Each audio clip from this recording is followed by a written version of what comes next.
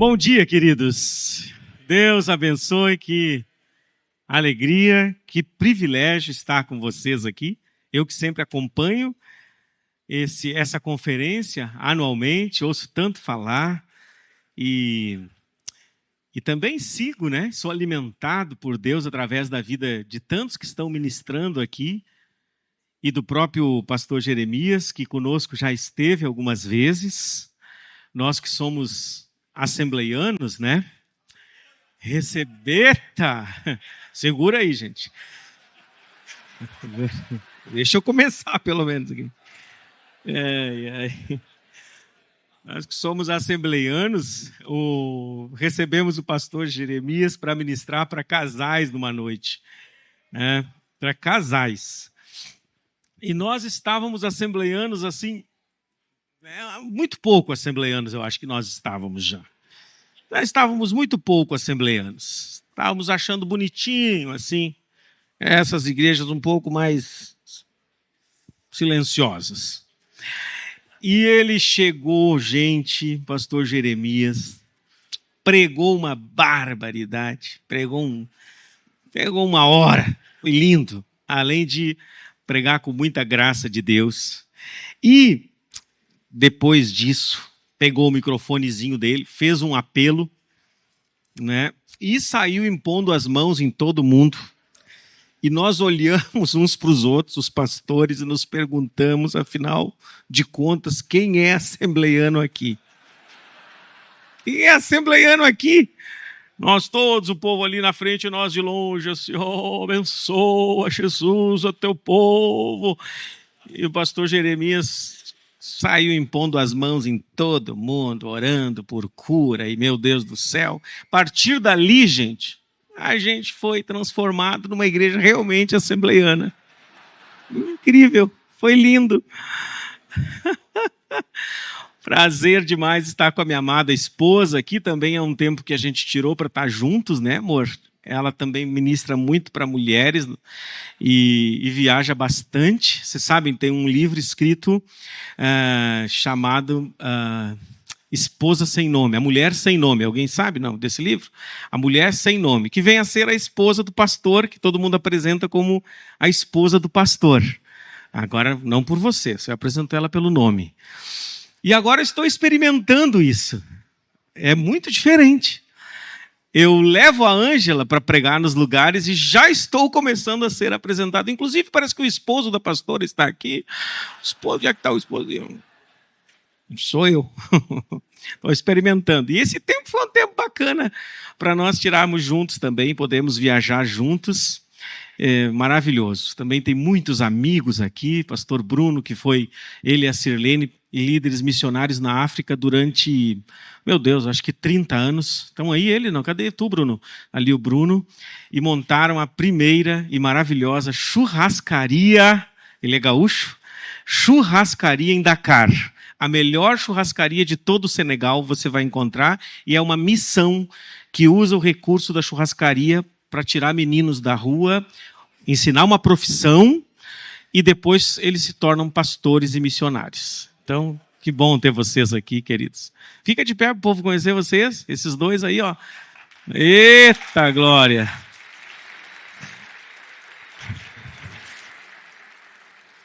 Pensa numa facilidade que foi levar espeto daqui do sul para lá de avião.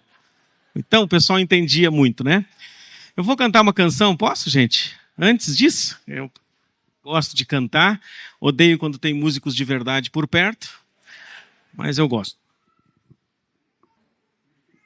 Gente, quantos de vocês conheciam, né, a música? Eu, na verdade, sempre quando canto, ninguém conhece ela. E aí, às vezes, o pessoal pensa que é minha, maravilhoso. Queridos, vamos para o Salmo 23, né? Salmo 23. Vamos ler esse salmo querido, porque nós todos somos pastores ou líderes aqui. E um pouco o pastor Pascoal, graças a Deus, já ministrou, já adiantou bastante. Ele achou que eu ia ficar muito triste por ele não ficar me assistindo. Ele me disse, pastor, só desculpa, pastor Mauro, vou ter que sair, me retirar. E eu fazendo de conta, puxa, pastor, E lá dentro, glória a Deus, que ele não vai ficar para me ouvir. E agora depois vem a notícia melhor ainda, o pastor Jeremias: Mauro, tu me perdoa, mas não vou poder te ouvir. Digo: puxa, que coisa. Salmo 23. Sobraram vocês. Dê parabéns a quem está ao seu lado. Parabéns. Você ficou para assistir o Mauro. Salmo 23. Vocês todos conhecem, minha versão aqui é NVI. O Senhor é o meu pastor, de nada terei falta. Em verdes pastagens me faz repousar e me conduz a águas tranquilas. Restaura-me o vigor, ou refrigera a minha alma. E guia-me pelas veredas da justiça, por amor do seu nome. Ainda que eu ande pelo vale da sombra da morte, não temerei mal nenhum, porque tu estás comigo, a tua vara e teu cajado me consolam. Preparas um banquete, uma mesa perante mim na presença dos meus adversários, unges a minha cabeça com óleo, e meu cálice transborda. Certamente que a bondade e a misericórdia me seguirão todos os dias da minha vida, e habitarei na casa do Senhor por longos anos. Queridos, Deus tem usado a gente, eu e a Ângela, para ministrar especificamente para pastores. A nossa casa tem se transformado numa casa que recebe muitos pastores. Agora nós estamos viajando, nós vamos casar nossas 2 filhas, né? Eu tenho 3 meninas, uma com 24, outra com 23 e a outra com 8 anos de idade, né? Essa de 8 é da mesma mulher, tá, pessoal? Que geralmente o pessoal pergunta, né? Que dá uma distância, né? E estamos casando 2. Agora, em novembro, casa uma, e em fevereiro, casa outra, né? Ou seja, não vou ter dinheiro mesmo, nunca mesmo sobrando, né? E aí, ela vinha conversando comigo, falando que vão sobrar 2 quartos. Olha a nossa cabeça, gente. Em vez de nossos pensamentos ser o seguinte: vamos vender essa casa que é muito grande, comprar uma menor. A Ângela vinha celebrando comigo o fato de que irão sobrar 2 quartos para a gente receber mais pessoas. De fato, Deus tem nos colocado nessa situação, a gente nem sabe por quê, mas é muito comum que pastores e casais no estado venham procurar a gente, a ponto da gente desenvolver um ministério chamado Roots, que é um retiro exatamente para nutrir as raízes, que é isso que Roots quer dizer, para nutrir as raízes desses pastores e para cuidar da alma deles. Para cuidar da alma deles, já que a palavra de Deus, do início ao fim, usa essa expressão alma como centro das nossas emoções, do nosso intelecto, do nosso ânimo. Deus nos deu isso, e nós tínhamos, alguns irmãos, nós tínhamos uma casa de pesca, uma cabana de pesca, num lugar muito, muito deserto, é uma reserva, e no meio de um deserto, no litoral, e para vocês terem uma ideia, o nome da região é chamada Solidão. E lá nós construímos um barraco, mas era um barraco mesmo, assim, para vocês terem ideia, por ser tão isolado e não poder ter energia elétrica e nem água encanada, nós tivemos que construir ali uma alternativa de luz, a bateria, de lâmpadas todas 12 volts, de um gerador, de um poço, para que nós pudéssemos ter as coisas na casa. Mas foi pensado só em alguns homens pescadores. Nós colocávamos a rede, pescamos bastante lá, que é, na verdade, praticamente o único hobby, né, que eu, particularmente, tenho, alguns outros pastores também do Sul, de pescarem. Então, nós íamos apenas esse grupo de pescadores. E, ao longo do tempo, as nossas esposas quiseram conhecer, nossos filhos quiseram conhecer, até as minhas filhas são apaixonadas por esse lugar, porque você não pega celular, você pode ver as estrelas como em nenhum outro lugar, você pode olhar para o céu como em nenhum outro lugar da cidade, da região que nós moramos. Então lá você pode ter um deslumbre maravilhoso da natureza, são muitos pássaros, são muitos animais ali cercando a gente, seguidamente se encontra lá um lobo marinho, um pinguim na beira do mar, e, enfim, é um lugar onde a minha família ama ir, e nós vamos sempre na virada entre o 26 E o primeiro, a gente fica essa semana lá, vivendo em comunidade, com vários irmãos, com as crianças todas brincando ali, e comendo muito peixe, e assando muito churrasco, glória a Deus. E ali, então eu comecei a levar pastores, porque quando eu contava isso nas igrejas, no final do culto vinha um pastor, não dá para eu ir também? Na parceria? Eu digo, dá, cara, dá para te ir.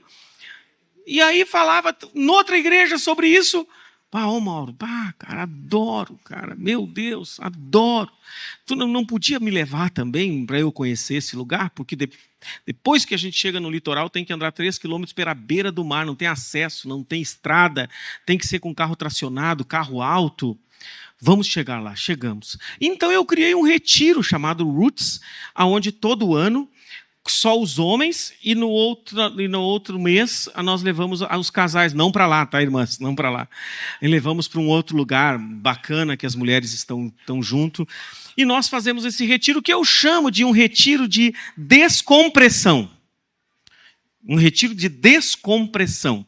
Porque eu já vou introduzir falando de como o ministério pastoral, ou de liderança mesmo, de ministérios da igreja, trazem um certo tipo de pressão para todos nós, muita pressão. Pastor Pascoal falou sobre isso, pastor Jeremias falou sobre isso, e eu acho que é um grande desafio a nossa saúde emocional. A nossa saúde emocional é, de fato, um grande desafio. Eu tenho visto colegas pastores no Rio Grande do Sul encerrarem muito mal o ministério. Encerrarem tristes, solitários, amargurados, se sentindo desprezados. Às vezes, nem sempre, poucas vezes, quem sabe, com a família toda servindo ao Senhor também. Às vezes os amigos que eram amigos eram, na verdade, só colegas de ministério, que depois que se aposentam desaparece todo mundo, não se encontram mais, não tem agendas juntos mais, tem mais convenção, não tem nada para estar juntos. Então eu tenho visto pessoas terminando muito mal. E isso chamou a minha atenção, além, é claro, de todos os índices. De todos os que eu nem vou repetir para vocês aqui, do Instituto Barna e de tantos outros, que dizem que é uma das profissões mais perigosas, mais insalubres emocionalmente falando, e também fisicamente falando. Uma das profissões, entre aspas, ou dos ofícios mais insalubres e que trazem mais risco a tudo. A saúde, as emoções, aos relacionamentos, a família e a fé. A própria fé e a vocação, por incrível que isso nos pareça. Então, todas as pesquisas, várias pesquisas, apontam para isso, que o pastor e o líder, e glória a Deus por essa conferência, precisam de atenção nas suas emoções, na sua vida pessoal.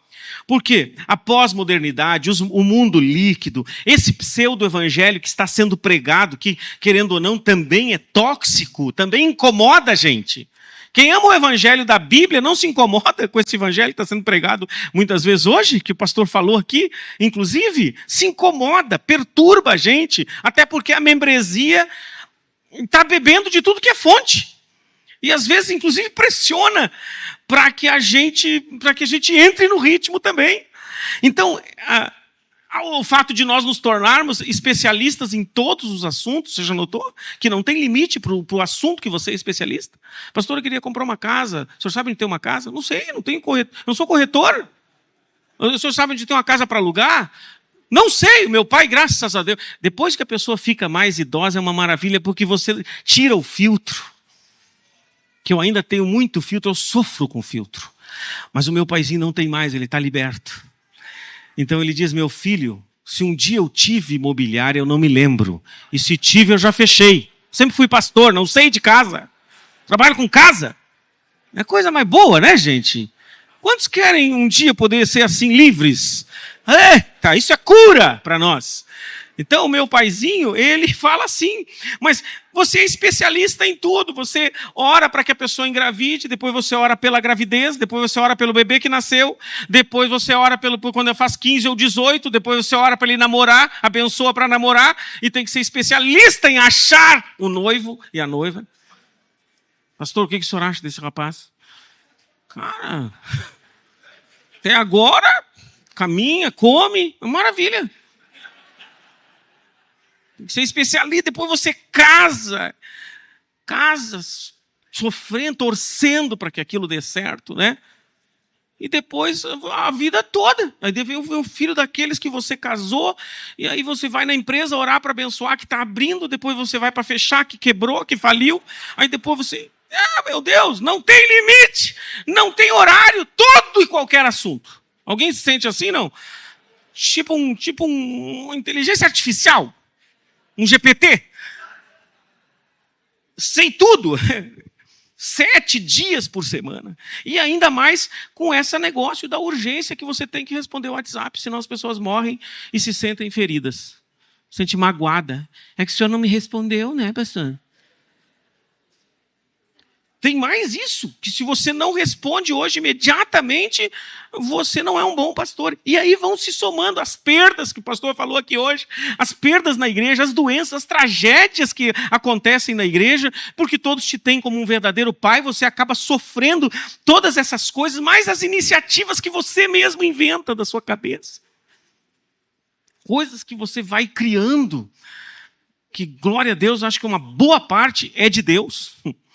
Mas tem algumas coisas que você não se sossega enquanto não criar, depois você tem que sustentar. Aí você tem família.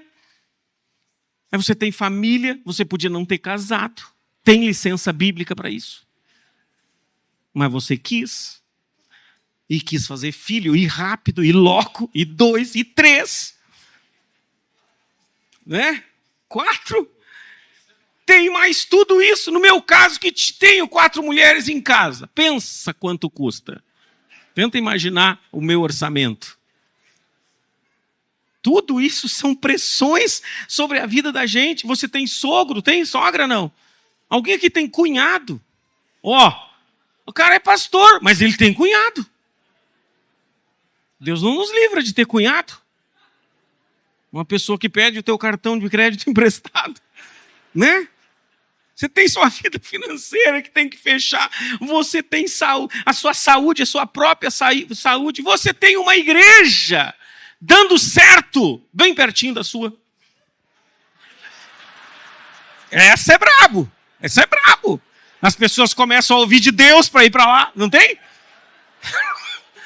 Não tem isso? Isso dá uma pressão ou não dá? Dá uma pressão, pois o cara está indo bem. E aí, por causa de todos os filtros, você tem que fazer o quê? Falar bem. Você tem que dizer, não, graça, vai sim, querido, tu ouviu de Deus, vai uma bênção lá. E tua mente dizendo, desgraçado, tanto fiz por ti, tu tá me largando. E agora embates políticos, ideológicos, todo mundo querer saber teu posicionamento. Todo mundo querer saber o que tu pensa. Quando chega na hora da campanha, o senhor não vai se posicionar? Engraçado, não saiu nada do senhor nas redes. O senhor é um líder. Fica aquela pressão, tu não querendo te envolver, mas... Então, embora todas essas pesquisas digam que mais de 70% dos pastores ou líderes, eles já quiseram, já pensaram em abandonar o ministério. A Life Church, né, fez uma pesquisa e ela encontrou que, na verdade, todos já pensaram nisso, mas 1% no máximo, de fato, abandona o ministério. A maioria chega no final e se aposenta. O problema é como. Chega um caco no final. Chega aos pedaços, às vezes, no final. Chega irritado, chega falando mal de todo mundo, chega mal no final. E não é isso que nós queremos, não é verdade, amados? Não é isso que nós queremos ou não? Diga, seu irmão, eu quero te ver bem, cara, pelo amor de Deus. Eu quero te ver bem. Quero te ver bem, ó, mezanino, eu quero ver vocês bem, mezanino. Bem. Quero te ver bem. Bem? Amém. Tá, volta. Era uma frase curta, pessoal. Eu quero te ver bem. Era isso aí. Glória a Deus. Eu tive a oportunidade de pregar no encontro para pastores em Gramado, ao lado do pastor Shed, do doutor Shed. Olha a composição. Eu, o Shed e o Asaf Borba. Pensa. E eu falei dessas pressões todas para os pastores. E o Dr. Shedd, com todo o respeito, que lhe era muito peculiar, ele falou naquele tom manso, né? Primeiro eu estava pregando e ele na minha frente, assim, fazendo de conta que anotava, que isso aí é importante também. Aí, fazendo de conta que estava anotando, e eu perguntei, Dr. Shedd, o senhor estaria anotando o quê, tendo em vista que eu estou pregando com a Bíblia Shedd?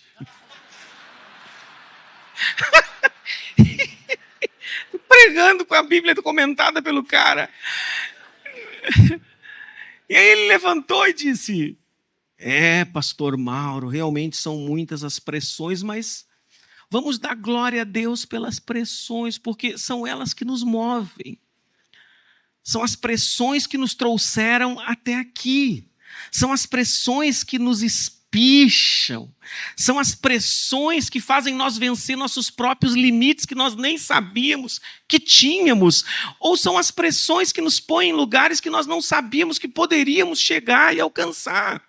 Então são as pressões que fizeram quem nós somos. Se não houvesse forças operando nas nossas vidas, nós ficaríamos estagnados, nós seríamos eternamente infantis. Mas graças a Deus pelas pressões da vida. E foi lindo aquele momento, porque ele trouxe o lado positivo das pressões da vida. Qual que é o problema delas? E por que o salmista usou essa expressão, refrigera a minha alma? Vamos dizer juntos? Refrigera a minha alma. Por que é tão importante o refrigério da alma? Por que é tão importante ser cuidado e ter a sua alma de tempo em tempo refrigerada? Porque essa pressão ela é boa, ela é saudável, mas se ela for de maneira indeterminada, se não houver repouso, certamente ela causará e ela vai cobrar o seu preço. A fatura vai chegar mais cedo ou mais tarde. Quer na família, quer nas amizades, quer na saúde, quer no casamento, quer nos relacionamentos, quer no ministério, quer na fé. Indeterminadamente, sem cuidado, quando nós apenas cuidamos dos outros, respondemos, reagimos às necessidades dos outros, que eu pergunto para vocês, as necessidades da igreja têm fim, gente? Tem fim, não? Não tem fim. As necessidades da igreja simplesmente a cada dia se acumulam. Quem se sente aqui culpado por não ter dado conta da demanda? Quem é que tem na fila alguma coisa aí ainda para resolver? Tem na fila? Quem tem visita na fila para fazer? Quem tem visita? Visita. Tem visita, né? Muita. Não tem fim. Se nós formos viver apenas respondendo a essa demanda sem cuidar da gente... Alguém aqui gosta de cozinhar? Gosta? Quem gosta de usar a panela de pressão? Panela de pressão. Panela de pressão é uma invenção mágica. Você põe qualquer pedaço de coisa ali. Você põe qualquer músculo ali. E você joga cebola, joga tomate, joga pimentão. Só joga. Toca ali um sal, põe um pouquinho de água, fecha ela e a mágica acontece. Alguém vai comer e dizer, meu Deus, o que é isso? Mas foi tudo a nossa bendita panela de pressão. Mas, gente, a panela de pressão precisa ter uma válvula, sim ou não? Ela tem que ter uma válvula. Se aquele negocinho ali estragar, ou se você deixar o fogo ligado muito tempo, de maneiras que a água vai evaporando e vai secando aquela panela sem água. O que acontece, gente? Ela, por mais forte que seja, você nota que ela não tem solda, ela é uma peça só. Ela precisa ser uma peça só, pelo menos as antigas, né? Porque ela precisa aguentar muita, mas muita pressão. Mas se você não baixar o fogo, não tirá-la, com o tempo ela estoura e ela machuca quem? Ela machuca quem está mais perto. Que é o que acontece conosco quando nós não cuidamos de arrefecer a nossa alma, quando nós não cuidamos de permitir que o Senhor refrigere a nossa alma. Alguém já teve Passat, Voyage, Tempra, tipo? Alguém já teve? É uma imundícia que está sempre com problema no radiador. O que é aquele sistema? Chama sistema de refrigeração. Todo carro tem que ter motor maravilhoso, é 1.0, é 2000, é turbo, não importa. Tem que ter, é só mesmo o Fuca, eu acho que um gênio fez aquilo que é uma coisa fora do comum, né? Mas todos têm que ter um sistema de refrigeração, porque mais cedo ou mais tarde, e o pastor falou hoje aqui que de fato a gente tem visto tantos pastores tombando no meio do caminho, e todo mundo toma uma surpresa, sempre é uma surpresa. Por quê? Porque a gente sempre esconde. A tendência da gente é sempre parecer forte. Que esses encontros, irmãos, eu sei, esses encontros, em nome de Jesus, sejam como essas válvulas da panela de pressão para o ministério de cada um de nós. Amém? Você veio aqui abrir essa válvulazinha. Por isso o meu retiro se chama retiro de descompressão. E que esse encontro seja um encontro de descompressão também. E como é que esse pastor faz, o nosso pastor? Porque, antes de tudo, nós temos um pastor e existe uma doutrina do ofício pastoral em toda a Trindade. Enquanto Davi chama Javé, chama o pai, uma referência ao pai, ele é o meu pastor. Jacó também, quando abençoa os seus filhos, ele diz, o Deus que tem sido o meu pastor durante toda a minha vida. No Antigo Testamento, os profetas vão chamar Deus Pai de pastor. Sim, no Antigo Testamento, Deus se revela como pastor. Por quê? Porque é o ofício da Trindade. O ofício do Deus que nós servimos é cuidar, é pastorear, é alimentar, é refrigerar, é renovar o ser humano. Esse é um ofício típico do Senhor e da Trindade. Você vai ver que no Novo Testamento também Jesus se apresenta como o quê? Ele é o ápice, ele é a plenitude do ministério pastoral da Trindade. É quem? Jesus, nele se concentra a plenitude da divindade, amém? Portanto, o ofício pastoral ganha plenitude num pastor que veio sofrer também como cordeiro, que ao mesmo tempo que é pastor, e ele diz, eu sou o bom pastor. Mas eu sou o bom pastor porque o bom pastor, ele dá a vida pelas ovelhas. E é lindo perceber como Jesus toma esse ofício no Novo Testamento, que o Pai sempre exerceu com o povo de Israel. O Senhor Jesus toma no Novo Testamento, de maneiras que Pedro vai chamar ele de pastor e bispo das nossas almas. Veja essa relação de alma. Veja essa relação desse cuidado pastoral com alma. Venham a mim todos vocês que estão cansados e sobrecarregados, porque eu vos aprendam de mim, que sou manso e humilde de coração, e encontrarei descanso para as vossas almas, lançando sobre ele toda a vossa ansiedade, porque ele tem cuidado de vós. Paulo disse a Timóteo, tu, pois, meu filho, fortifica-te na graça que há em Cristo Jesus. Portanto, o Senhor Jesus, ele toma para si essa função também pastoral, inclusive dos seus discípulos que estavam perto. E nós sabemos que essa presença, que quando o salmista diz, quando ele diz, ele me leva para pastos verdes e para águas tranquilas, a gente sabe que, em primeiro lugar, o pasto verde, a água tranquila e o refrigério estão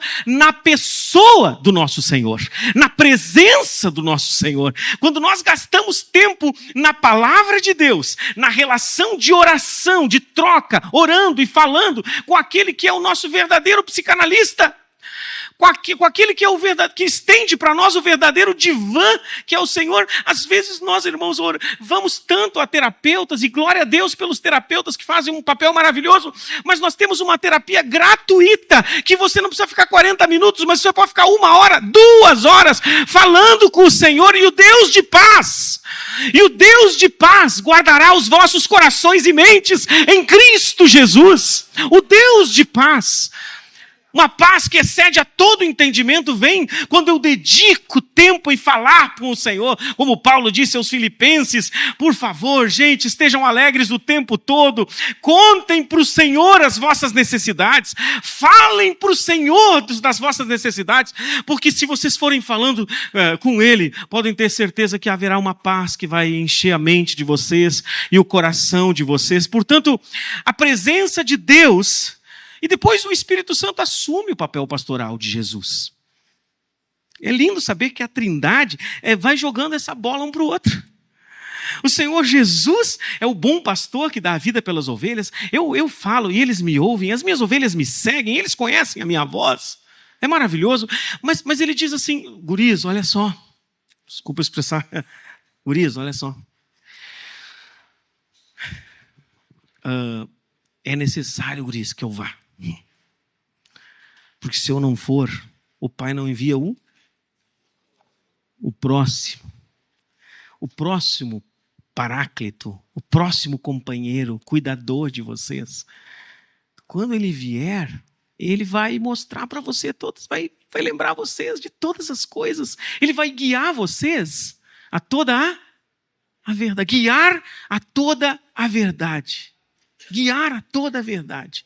Ele me guia pelas veredas da justiça. Ele vai guiar vocês a toda a verdade. Portanto, o Espírito Santo toma esse papel. E é lindo perceber, irmãos, que o pastor Piragini falou tão bem sobre isso. Qual é a possibilidade de nós estarmos bem?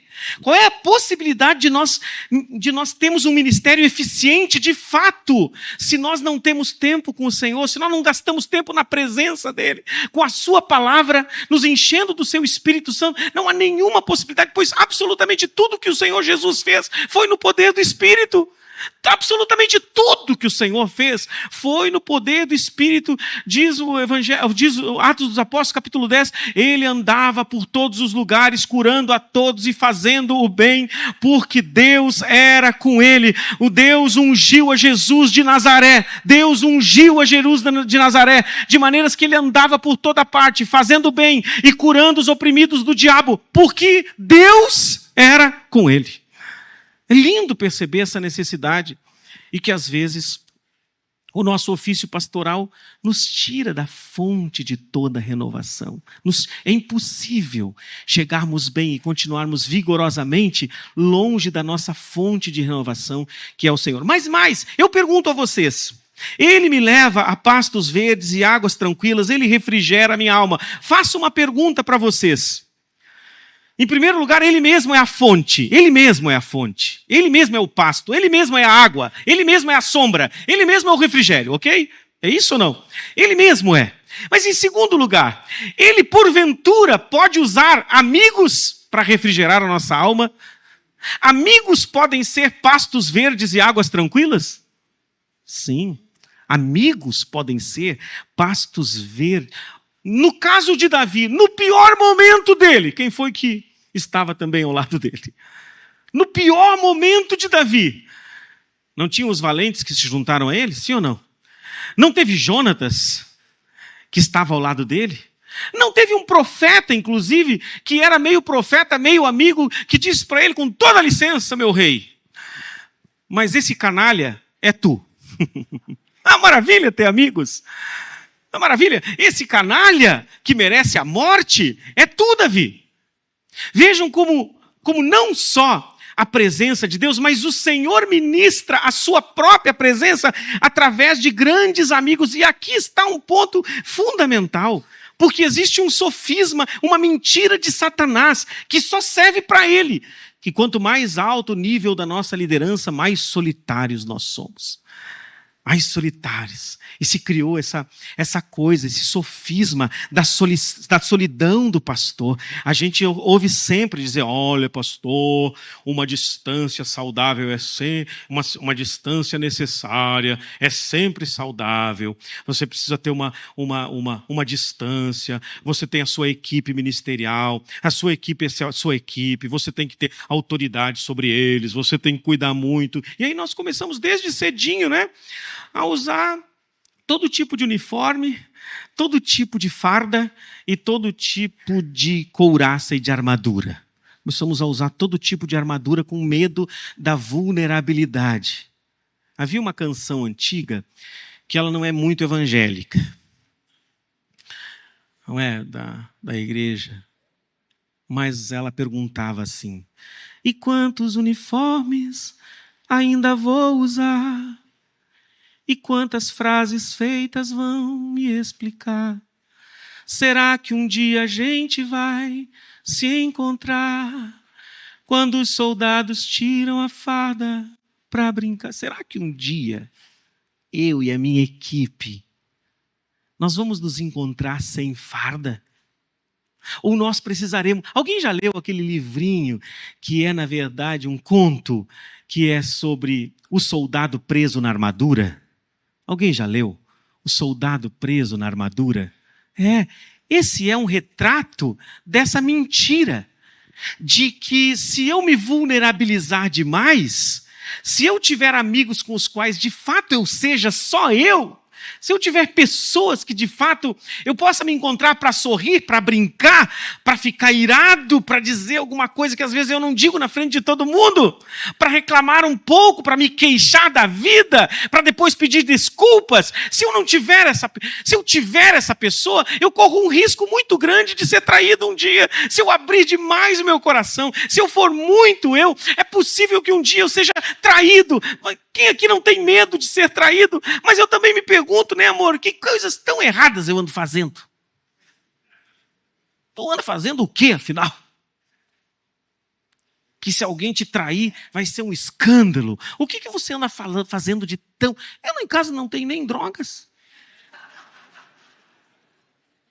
Eu estou com a Ângela há 25, 26 anos, vou fazer 27, só com ela, só com ela. As minhas filhas estão servindo a Deus, são apaixonadas por mim também. Então, o que um cara... E outra coisa, e se um me trair? Eu tenho certeza que se Jesus chegasse para o Pedro e dissesse assim: ô Pedro, estou muito chateado. Vê com os guris aí, cara, porque o Judas está me traindo. Aí eu queria que tu juntasse os guris aí. Pensa comigo. O Pedro, o quê? Que? Não, ele está me traindo, ele está me vendendo, cara. Já negociou? É 30 pila. 30 pila, ele está me vendendo. Gente, vocês imaginam? Eu pergunto, quando você se vulnerabiliza, diga comigo, a vulnerabilidade é a chave das conexões.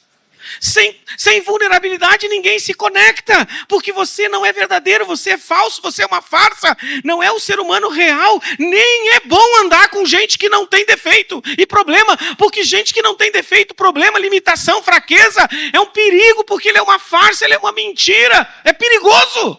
Gente que não se vulnerabiliza, não tem amigos, eu vou te dizer um negócio, anda longe dele porque ele é um perigo. Porque isso não existe. Existe ou não, gente? Não existe. Então, quando você vai usando todos esses escudos para se proteger, para não se vulnerabilizar, com medo de exposição, com medo de ser traído, com medo de as pessoas não confiarem mais em você, porque você não é um super-homem, o que você vai fazer? Você vai se tornando uma farsa, e você se torna perigoso, porque tanto quanto você não admite fraquezas em você, você também se escandaliza pelas coisas dos outros.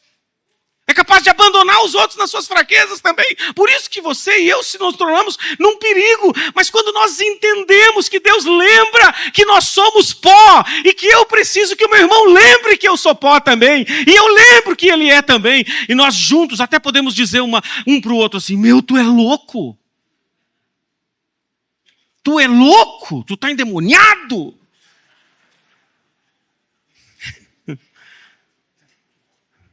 Mas eu vou orar por ti, cara. Vou orar aqui por ti, amém? Vou orar por ti. Então, pastos verdes e águas tranquilas são também amigos. Amém, queridos? Amigos com quem a gente pesca. Eles servem você? Ou é uma relação de troca? Né? Porque eu não posso, como Mauro, estar pregando para a minha igreja, para o meu público final, sobre o ideal de fé cristã e de igreja, que é a família, sim ou não? Ficou bonito agora esse negócio de família? Ficou lindo, né, gente? Família. Na nossa igreja nós vamos botar família, amor. Não tem esse negócio da a família. Lindo. Não somos um lugar para frequentar, nós somos uma para... E aí eu prego sobre esse ideal, a igreja, uau, que ideal lindo do evangelho. Nós somos uma família. E eu, Mauro, não vivo isso com os meu primeiro staff, meus primeiros obreiros, minhas primeiras famílias pastorais. Os casais, nossos filhos são amigos, andam juntos, tiram férias juntos. Você com seus ministros, com seu staff principal. Ora, se não acontece com o meu staff principal, que está diretamente ligado a mim, como é que eu quero que aconteça lá? Como é que a igreja está olhando para mim e não está vendo isso acontecer? A melhor forma de sermos uma igreja família é que o staff pastoral seja um grupo de amigos, que andem juntos, que os filhos andem juntos, que viajem juntos. Vocês entendem? Amém, queridos? Isso é que forma uma igreja família. É um pastor que ama andar com seus amigos. Glória a Deus, porque eu tenho amigos de 30 anos lá na igreja. E eu encho a minha boca mesmo. Esse aqui está comigo há 30 anos, pessoal. Esse aqui está comigo há 30. Esse aqui está comigo há 30. Quem chega novinho na igreja diz assim: pastor, e eu vou poder ter 30 contigo também? Ué, para de... Vai, quando vier uma igreja legal na cidade, não vai para lá, fica aqui comigo. Fica comigo aqui, eu vou viver mais 30 tranquilamente, mas não tem problema se não for comigo. Tu vai fazer os teus 30 aqui com os irmãos da igreja, amém? Vai ter outros. É lindo quando esse conceito de igreja família... E para encerrar, essa é boa. Isso aí é importante, gente. Isso é importante. Para encerrar, você nota esse negócio de pasto, porque ele usa duas expressões. Porque dizem os especialistas que esse salmo é um salmo escrito depois que ele é rei, certo? Então ele usa dois tipos de vocábulos aqui. Ele usa banquete, que tem a ver com palácio, que tem a ver com uma mesa grande. Ele usa banquete. Nesse momento, quando ele usa na presença dos meus adversários, quando ele era Davizinho no campo, não tem adversário. O único adversário dele é o urso e leão. Que adversário que ele tem no campo? Ninguém. Um urso e um leão. E o senhor não prepara a mesa com um urso e um leão. Só no milênio lá depois. Não sei como é que é a teologia aqui de vocês. Com o negócio do leão e do urso. Tá? Não sei como é que é isso aí. Tá? Mas ele não tinha inimigos. Portanto, a outra parte do Salmo, ela vai denunciar que ele está falando como rei. Mas quando ele fala de campo, de repousar, ele me faz deitar. Ele me faz deitar. Ali eu não estou pastando, eu não estou bebendo água. Eu estou só fazendo nada. Deitado. E essa é uma outra coisa que é pasto verde, água tranquila e refrigério. É não fazer nada. Diga comigo, não fazer nada. Nem vou cantar uma música que dizia nada melhor do que não fazer nada. Nós temos que aprender a não fazer nada. Eu tenho um primo, um cunhado meu irmão da Ângela, que ele olha para mim e diz assim: Mauro, montar projeto, trabalhar muito, cumprir horário, ir até altas horas da noite, todo mundo sabe. Eu quero ver fazer o que nós fazemos. Ele faz assim, ó. Nada. Nada. Ele me faz, diga comigo, me faz deitar. Deitar. Deitar é fazer o quê? É nada. E ali a lei do descanso se aplica. E muitos de nós estamos pecando e tendo um trabalho exaustivo, correndo atrás de algo que nós não vamos salvar. Correndo como loucos, achando que nós vamos salvar o mundo, querendo deixar o tal do legado. Irmãos, às vezes não é legado, é vaidade. Preste atenção comigo, pare para pensar e peça a Deus, de fato, para discernir o que é legado e o que é vaidade. Legado é quando eu quero que o mundo seja abençoado pelo que eu fiz, mesmo que eu seja completamente esquecido. Vaidade é quando eu quero que o meu nome seja lembrado. E eu tenho uma má notícia para você e para mim: nosso nome não vai ser lembrado. Não como a gente gosta. A gente gostaria que todo mundo que entrasse lá na D55 no futuro olhasse: aqui o pastor Mauro, meu Deus, pastor Mauro, vou entrar com reverência, que aqui é a igreja do pastor Mauro, coitadinho, falecido, mas que fez tanto. Daqui a 100 anos vão estar falando: pastor Mauro. Gente, passa bem ligeirinho. Tem uma péssima notícia para você. Você falece, é enterrado, todo mundo chora, dali a pouco estão comendo carne, fazendo festa, entendeu? E só dão uma lembrancinha, assim, tadinho do pastor. Fechou. É assim, você lembra ou não lembra?